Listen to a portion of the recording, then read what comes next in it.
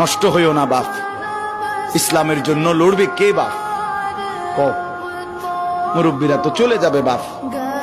18 বছরের ছেলে, 20 বছরের ছেলে, 22 বছরের তাগড়া জওয়ান, তুমি নষ্ট হয়ে গেলে, তুমি চরিত্রহীন হয়ে গেলে, তুমি যদি সারাক্ষণ নারী ছাড়া, ছবি ছাড়া, মদ জুয়া অশ্লীলতা, তুমি যদি মোবাইলের আসক্তি ছাড়া চলতে না পারো, আগামী দিনে ইসলামের জন্য তুমি করবা কেমন, লড়বে কেমন? আগামী প্রজন্ম তোমার হাতে নিরাপদ দিন পাবে কেমন? বেঁচে থাকার নিরাপত্তা মিলবে না।